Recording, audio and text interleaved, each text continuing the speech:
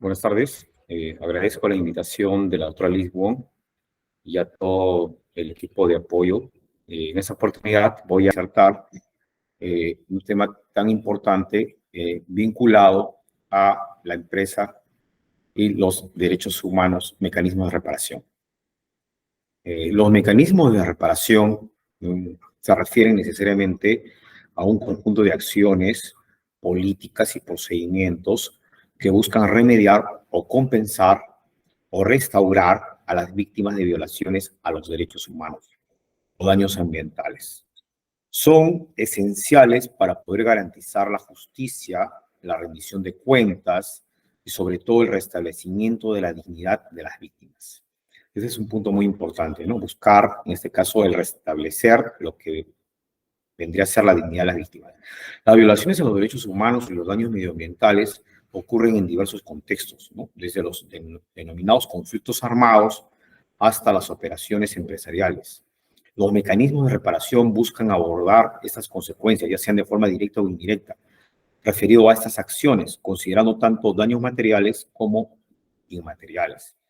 Las empresas desempeñan un papel fundamental en lo que vendría a ser el desarrollo económico global, pero con su crecimiento, ¿no? Y el poder que tienen las empresas, pues viene una responsabilidad significativa hacia la sociedad. Esta responsabilidad significativa se centra en lo que deberían ser los mecanismos, pues, de reparación cuando las empresas se ven involucradas en violaciones a los derechos humanos. Abordaremos las obligaciones de los estados en la investigación, sanción y reparación integral de los afectados, así como distintas medidas que se pueden implementar para dicho fin. La obligación de los estados en materia de derechos humanos está basado generalmente en principios rectores de las empresas y los derechos humanos dada por las Naciones Unidas en el año 2011. Bueno, aquí se tiene que ver tres aspectos primordiales, ¿no? Cuando hablamos de las obligaciones de los estados en materia de derechos humanos, basado en estos principios rectores. El proceso de investigación, 1, 2, sanción y 3, reparación integral. En el caso de las investigaciones, los estados deben investigar las denuncias acerca de las violaciones de los derechos humanos realizadas por empresas, garantizando que sean esas investigaciones de formas transparentes, imparciales, rápidas y efectivas. Por otro lado, en lo que respecta a la sanción, luego de la investigación, los estados deben implementar sanciones adecuadas, ya sean sanciones de tipo penal, de tipo civil o también administrativas. En lo que respecta a la reparación integral, como se ha estipulado en el protocolo de Estambul, las víctimas de violaciones deben recibir reparaciones justas, equitativas, adecuadas, incluyendo los medios para su realización. ¿Cuáles son las medidas de reparación? ¿O qué medidas de reparación, en este caso, surgen, ¿no? Cuando ocurren estas violaciones a los derechos humanos por parte de las empresas? Las medidas de reparación lo que buscan es abordar las consecuencias de las violaciones de los derechos humanos y proporcionar justicia, ¿no?, adecuada a las víctimas, asegurando de esta forma que sus derechos sean plenamente reconocidos y restaurados. La reparación puede tomar diversas formas, según sea la naturaleza y la gravedad de la violación cometida, ¿no? Diversas formas. ¿Cuáles son las medidas de restitución? Según el principio 19 de los principios básicos y directrices sobre el derecho de las víctimas de violaciones a recibir un recurso y una reparación.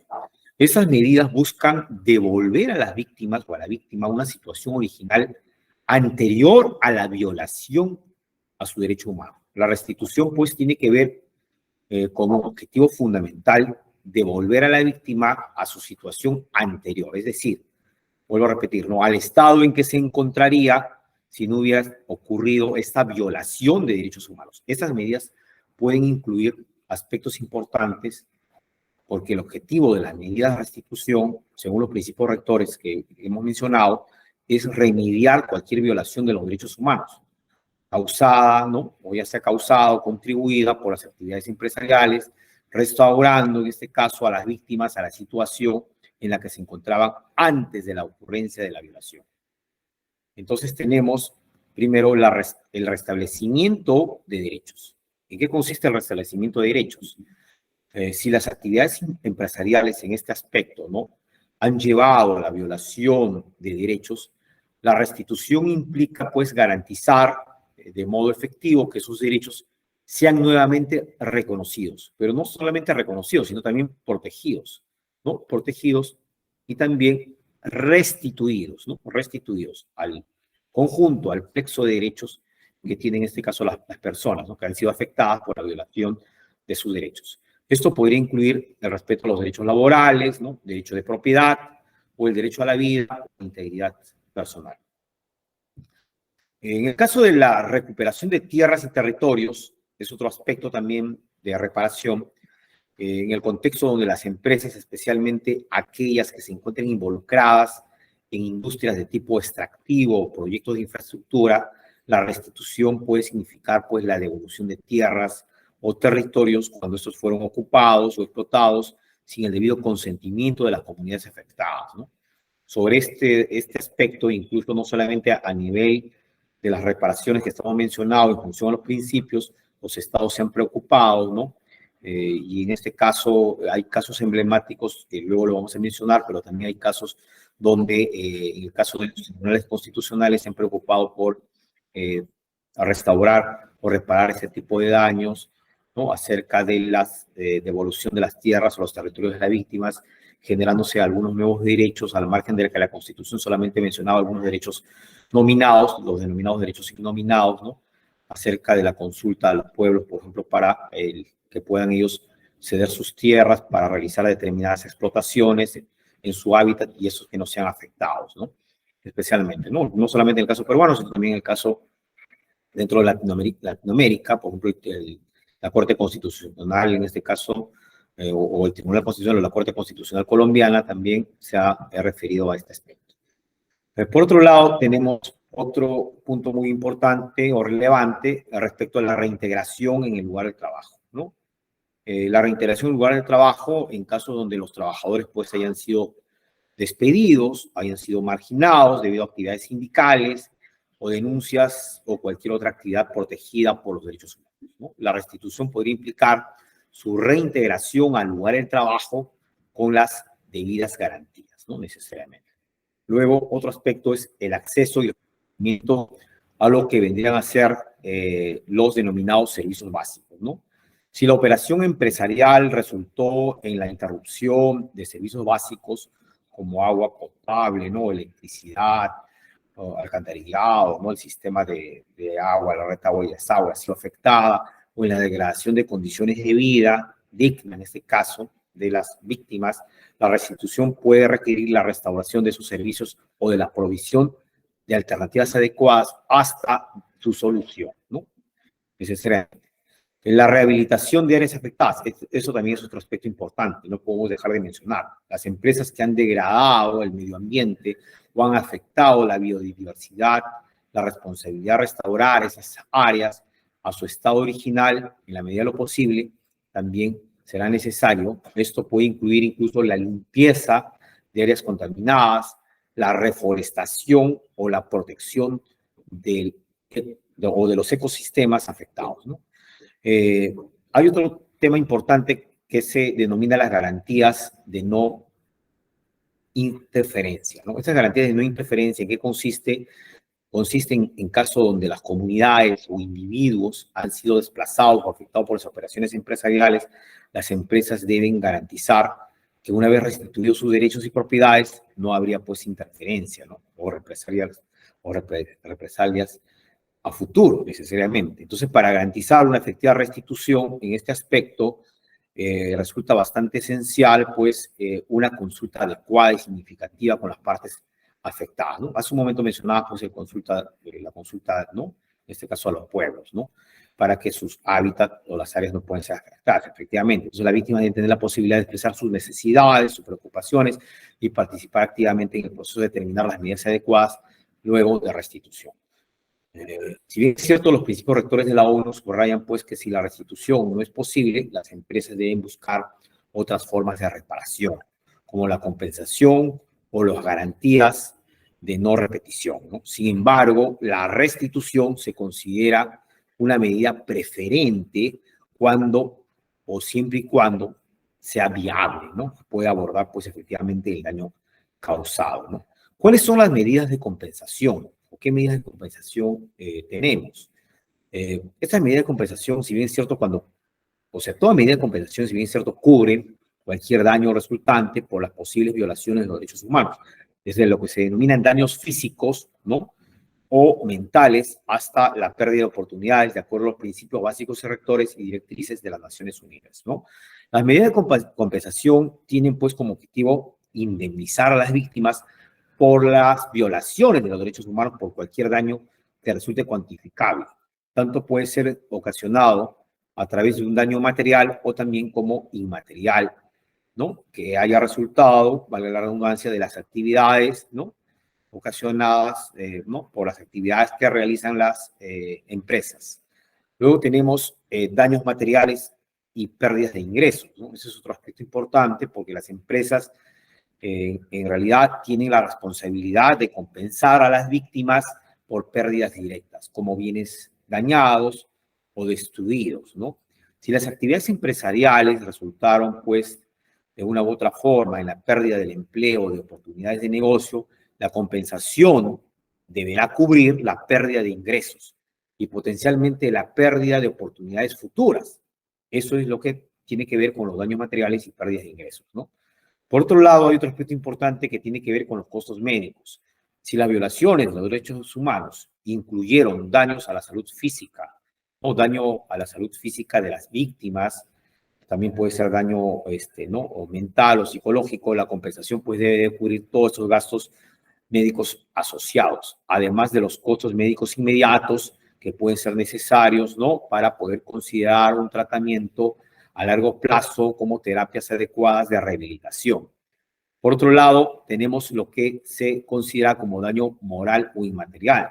Las violaciones de los derechos humanos llevan consigo un daño psicológico. Hace un momento lo mencionaba, ¿no? Las empresas deben, pues, compensar a las víctimas por este daño, lo que puede traducirse en un apoyo psicológico, un acompañamiento, ¿no? A través de un psicólogo o terapéutico, dicho sea de paso, ¿no? El reconocimiento del sufrimiento, el trauma y la angustia también pueden formar parte de esta compensación. Luego tenemos otro aspecto importante, la pérdida de oportunidades, ¿no? En este caso, efectivas, ¿no? Especialmente cómo se ha ocasionado, ¿no? Producto de este daño, la pérdida de oportunidades efectivas de carácter, por ejemplo, educativo, en situaciones donde las actividades empresariales han podido desplazar a comunidades enteras o han creado condiciones inseguras. Los jóvenes, en este caso, pueden haber perdido acceso a la educación. No solamente los jóvenes, ¿no? También los niños y los adolescentes. Entonces, las empresas tienen la responsabilidad de compensar estas pérdidas, ya sea restableciendo las oportunidades en este aspecto, ¿no? Oportunidades de carácter educativo, o proporcionarle alternativas de solución también en este aspecto, ¿no? Que es importante. Por otro lado, los costos legales y de representación tienen que ver también con esta parte de la reparación a las víctimas. Las víctimas que buscan justicia, necesariamente, ¿no? A menudo incurren, pues, en gastos legales, en gastos de abogados, de repente tienen que pagar aranceles judiciales o tasas. Entonces, será responsabilidad de las empresas compensar estos costos cuando se demuestre que hubo, pues, una violación de los derechos humanos, ¿no? Otro aspecto importante es la restauración del medio ambiente, ¿no? En caso donde las operaciones empresariales han causado daño ambiental, necesariamente pues las empresas deben compensar a las comunidades afectadas.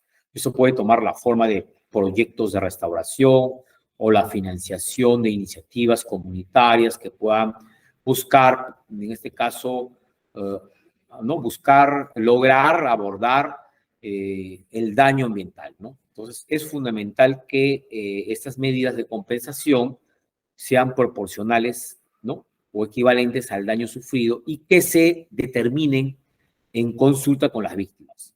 Los principios rectores subrayan necesariamente la importancia para garantizar, ¿no? Que las medidas de reparación, incluidas la compensación, sean adecuadas, sean efectivas y rápidas, ¿no? Esto, pues, requiere que las empresas establezcan o participen en mecanismos de reparación para poder abordar las violaciones de derechos humanos que hayan causado o contribuido, ¿no? Ahora, por otro lado, tenemos dentro de las medidas de restitución o reparación, tenemos las medidas también de satisfacción, ¿no? Esas medidas de satisfacción incluyen acciones como disculpas de carácter público, ¿no? Tributos a las víctimas y reconstrucción de la memoria histórica. Esto se consolida con la línea del principio 22 de los principios básicos y directrices, a lo que nos hemos estado refiriendo al principio de la disertación, ¿no? Más allá de las reparaciones tangibles, las medidas de satisfacción buscan pues abordar el daño inmaterial causado a las víctimas y a la sociedad en general. Ahora, bien, las medidas de satisfacción pues están diseñadas para poder abordar daños, en este caso, necesariamente, ¿no? Daños que no pueden ser adecuadamente reparados mediante compensación o restitución, y en este caso, estas medidas pues se orientan hacia el reconocimiento del daño, ¿no? Hacia el reconocimiento del daño, la dignidad de las víctimas, y también se preocupa por la prevención de futuras violaciones, ¿no? Luego tenemos el reconocimiento público del daño. ¿En qué consiste el reconocimiento público del daño, ¿no? En este caso, las empresas, al reconocer públicamente que se ha cometido una violación flagrante de los derechos humanos, dan un paso trascendental para la satisfacción de las víctimas. Esto es el reconocimiento que puede adoptar la forma de disculpas públicas o declaraciones formales, ¿no? En este caso, eso es muy importante. Otro aspecto muy importante tiene que ver con la verificación de los hechos y la verdad completa. ¿En qué consiste la verificación de los hechos y la verdad completa? Las investigaciones imparciales sobre las violaciones en materia de derechos humanos cometidas, en este caso por las empresas, pueden ser pues una forma importante de satisfacción, ¿no? Cuando en este caso exista la divulgación de la verdad sobre lo ocurrido, ¿no? Esto es un paso fundamental o esencial, diríamos, para que las víctimas puedan superar el trauma y para que la sociedad en su conjunto pueda avanzar, ¿no? A través de este aspecto de reconocimiento público del daño que se hubiera causado. Otro aspecto muy importante tiene que ver con la rehabilitación. Las víctimas que han sufrido traumas físicos, ¿no? O mentales o psicológicos necesitan una rehabilitación adecuada, ¿no? Las empresas tienen pues la responsabilidad de proporcionar o financiar programas de rehabilitación que puedan abordar en este aspecto, ¿no? Estos traumas, incluyendo el acceso a servicios psicológicos, médicos y legales, ¿no? Conmemoraciones y tributos a lo que nos hemos referido. Las ceremonias, en este caso los monumentos conmemorativos o días especiales de recuerdo pueden ser establecidos como parte de las medidas de satisfacción. Estos actos pues sirven para poder honrar a las víctimas y recordar los eventos, asegurando que la sociedad pueda reconocerlos y no olvide pues estas violaciones cometidas por parte de las empresas. Otro aspecto crucial y es importante, tenemos educación y formación, ¿correcto? Ahora en este aspecto las empresas pueden comprometerse a establecer o apoyar programas educativos que fomenten el respeto a los derechos humanos. Esta educación puede estar dirigida tanto a sus propios empleados como a la comunidad en general, ¿no? De esta forma, promoviendo una cultura de respeto y prevención de futuras violaciones. Esto es muy importante, ¿no? Recalcar. Y además, que los principios rectores de las Naciones Unidas, a lo que ya hemos mencionado y nos hemos referido, hacen hincapié en que las reparaciones necesariamente deben ser proporcionales a la gravedad de la violación y a la consiguiente adversidad o daño irrogado, ¿no? Hacia las víctimas. Eso debemos dejar muy en claro. ¿Por qué? Porque las medidas de satisfacción, de una u otra forma, ya sea particular, deben ser diseñadas, ¿no? En consulta con las víctimas para poder dar un aseguramiento de sus derechos caso de los derechos humanos, y es de esta forma asegurar que reflejen adecuadamente sus necesidades, cuáles son sus deseos. En contextos empresariales bastante importantes, ¿no? Donde necesariamente la responsabilidad pues, puede ser incluso compartida entre el Estado y las empresas. Y en este aspecto es importante recalcar que es esencial que en ambas partes trabajen, ¿no? Juntas para poder garantizar medidas de satisfacción efectivas. Me refiero al Estado y a las empresas, ¿no? Respecto a las políticas públicas que pudiera determinar o dictar el Estado para buscar en cierta medida, en coordinación estricta conjuntamente con las empresas, ¿no? Medidas de autosatisfacción y reparatorias favorables a los individuos o las personas que han padecido esta violación de sus derechos. Otro punto importante tenemos acerca de las medidas de garantías de no repetición. ¿En qué consiste estas medidas de garantías de no repetición? Estas medidas de garantía de no repetición, valga la redundancia, de acuerdo ya a lo establecido con el principio 23, buscan prevenir futuras violaciones y pueden incluir reformas de leyes y políticas, incluso programas de capacitación.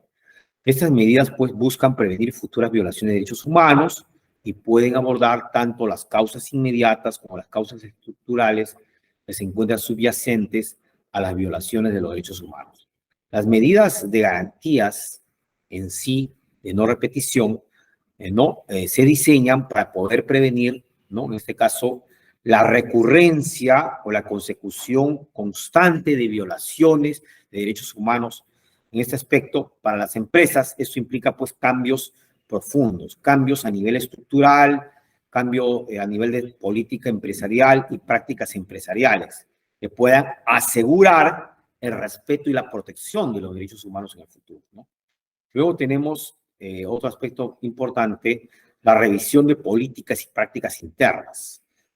Las empresas en este aspecto deben revisar necesariamente, si es necesario, poder reformar sus políticas y procedimientos internos para poder garantizar de forma efectiva a que se respeten los derechos humanos. Esto puede incluir pues la adopción de políticas de derechos humanos, programas de formación para empleados y directivos sobre derechos humanos y la integración de criterios de derechos humanos en la forma de decisiones colectivas que tiene que ver con este aspecto de revisión de las políticas y prácticas internas, un aspecto muy importante, muy crucial. Por otro lado, tenemos los mecanismos de denuncia, ¿no? Los mecanismos de denuncia, en este aspecto, es establecer o mejorar los mecanismos de denuncia para que los empleados, las comunidades y sobre todo otras partes interesadas puedan pues señalar cuáles son las preocupaciones relacionadas con los derechos humanos. Esos mecanismos deben ser pues accesibles, deben ser transparentes, deben garantizar pues, una protección efectiva, ¿no? De sus derechos contra las represalias para quienes presenten denuncias. Aspecto muy importante. Luego tenemos auditorías y evaluaciones de impacto, ¿no? Las empresas deben llevar a cabo evaluaciones regulares, ¿no? De impacto en materia de derechos humanos para poder identificar, prevenir y mitigar posibles impactos negativos. También se puede establecer auditorías independientes para poder evaluar la conformidad de los estándares de los denominados derechos humanos. Fortalecimiento de la dignidad de vida. Esto es otro aspecto, el fortalecimiento de la dignidad de vida, ¿no? El fortalecimiento de la dignidad de vida, ¿en qué consiste este fortalecimiento? Tiene que ver con la diligencia de vida en materia de derechos humanos, como se establecen los principios rectores. En ese aspecto es esencial para poder identificar y abordar los impactos que resulten adversos en materia de derechos humanos. Las empresas deben, pues, a comprometerse a realizar una diligencia debida, una diligencia adecuada y actuar sobre sus hallazgos, ¿no? Ese es otro aspecto importante. Otro aspecto es la cooperación con mecanismos de monitoreo, ¿ya? Esta cooperación con mecanismos de monitoreo va a consistir en que las empresas después pueden cooperar con un organismo, ya sea organismos nacionales o internacionales, que monitoree el respeto adecuado a los derechos humanos, permitiendo pues revisiones, visitas independientes in loco, desarrollo y promoción de los estándares significativos de la industria, por ejemplo, ¿no? Entonces, estos estándares fijados gracias a la cooperación con mecanismos de monitoreo es importante para el respeto irrestricto a los derechos humanos y el respeto de la dignidad de las personas humanas o de las personas en general. Ahora bien, en sectores industriales, por ejemplo, ¿no? Donde existen las industrias, existen violaciones a los derechos humanos, en este aspecto son de forma recurrente. Las empresas pueden trabajar pues juntas para poder desarrollar y armonizar y promover incluso estándares adecuados de la industria que prioricen el respeto a los derechos humanos. Eso es un aspecto importante. Por otro lado, existen compromisos públicos, ¿no? Y a través de una adecuada comunicación transparente, ¿no? Transparente necesariamente, que es una característica esencial, las empresas pueden hacer compromisos públicos para poder respetar y proteger los derechos humanos, ¿no? Y de esta forma lograr una comunicación adecuada, ¿no? Entre las partes involucradas con la violación de los derechos humanos frente a lo que vendría a ser la empresa y también el Estado, que podría intervenir como parte de solucionar estos conflictos, ¿no? Y esto debe darse a través de una comunicación regularmente adecuada a las partes interesadas sobre los esfuerzos y progresos en esta área, ¿no? De acuerdo a la sistemática de las reparaciones o restauración de los derechos conculcados. Ahora bien, las garantías de no repetición no solo protegen a las víctimas de futuras violaciones, ¿no? Eso debemos dejar muy en claro, sino que también benefician a las empresas, ¿no? De poder reducir riesgos, fortalecer su reputación, poder reducir costes, en este caso costos de las empresas, poder contribuir a las relaciones de confianza con las comunidades y con las partes involucradas, ¿no? O interesadas en este aspecto. Y para poder ser efectivas, estas garantías deben ser implementadas de manera sistemática y continuada. Y deben contar con la supervisión, en este caso, necesariamente estableciéndose a determinados lineamientos generales o protocolos que las empresas pueden elaborar, ¿no? Entonces, tiene que haber una supervisión en función a estos protocolos o mecanismos que adecue la empresa para poder dar solución de una garantía necesaria también a las partes internas de la empresa como de las externas que son afectadas por sus operaciones, ¿no? Esto es como un feedback en realidad, ¿no? Entonces, cada una de estas medidas que mencionamos hasta el momento deben ser consideradas y adaptadas a la situación específica y a las necesidades de las víctimas. Y deben ser implementadas con el objetivo de lograr una justicia adecuada, integral y duradera. Una justicia efectiva de los derechos humanos. Bien, a lo largo de esta disertación vamos a arribar a algunas conclusiones de forma, en realidad, voy a tratar de sintetizar, ¿no? Por el tiempo. En este aspecto, arribamos a la siguiente conclusión, donde las empresas como actores principales en este escenario global que vivimos o estamos viviendo actualmente deben pues respetar y proteger los derechos humanos, ¿no? Porque los estados, en virtud de los tratados y protocolos internacionales, tienen la responsabilidad de garantizar que estas violaciones sean investigadas y sancionadas adecuadamente, ¿no? Y que las víctimas pues puedan recibir una reparación adecuada. Eso no solo pues beneficia a las víctimas, sino que contribuye a un entorno corporativo, ético y sostenible, ¿no? Lo que se conoce como una responsabilidad social empresarial, ¿no? Para poder restaurar y garantizar estos daños. A continuación, de forma sucinta, mencionaré algunos casos emblemáticos que ya estaban haciendo un adelanto cuando comencé con la presente disertación, estos casos emblemáticos en los que las empresas pues han tomado medidas de reparación tras ser asociadas como violaciones de derechos humanos, ¿no? Voy a mencionar, hay una empresa, ¿no? En este caso tiene que ver con Bhopal Gas, una tragedia que ocurrió en el año de 1984, un caso bastante antiguo, Unión Corporation Carbide. En este caso ocurre pues en el año de 1984, una fuga de gas en la planta, en este caso de esta empresa de pesticidas, ¿no? De Unión de Carbide en Bhopal, para ubicarlo más o menos en la India, donde resultó con la muerte de miles de personas, ¿no? Y dejó heridas a muchas personas, ¿no? Heridas de gravedad, no necesariamente, ¿no? Producto de esta fuga de gas, que incluso con quemaduras hasta el 3.er grado, ¿no? Entonces, a esto se le ha denominado, a este caso que ha ocurrido, se le ha denominado este accidente como el peor desastre industrial de la historia, ¿no? Efectivamente. Pero ¿cuáles son las medidas de reparación? La Unión Carbide llegó a un acuerdo con el gobierno indio, en este caso, tuvo que ver mucho el Estado, hubo injerencia por parte del Estado en 1989 aproximadamente, donde acordaron pagar 470 millones de dólares como compensación económica a las víctimas. Sin embargo, muchos, en este caso, argumentaron que estas reparaciones no fueron suficientemente dadas en magnitud al desastre. Otro de los casos que podemos mencionar, con esto ya para ir cerrando, es la descripción del caso de las Esmeraldas, ¿no? En Sierra Leona. Un caso que consiste, pues, un caso bastante, podemos decir que lo hemos rescatado, un caso antiguo que ocurrió durante la famosa Guerra Civil Española, ¿no?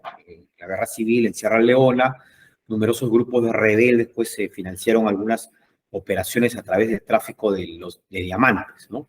Y que más tarde, pues, serían etiquetados como diamantes de sangre.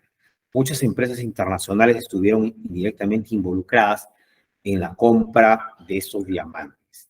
¿Cuáles fueron las medidas de reparación? Se instauró pues el proceso de Kimberley, en este caso un esfuerzo internacional para poder rastrear y certificar los diamantes, asegurando que los ingresos no financiaran conflictos armados. Esto fue un aspecto muy importante, ¿no? Entonces, muchas empresas se unieron a este proceso comprometiéndose a comprar solo diamantes certificados, ¿no? Entonces, eso tiene que ver con un caso también de las Esmeraldas en Sierra Leona, ¿no? Y yo creo que hasta aquí ha concluido mi disertación y agradezco nuevamente pues la invitación de la doctora Liz Wong y de su equipo en el apoyo técnico. Gracias.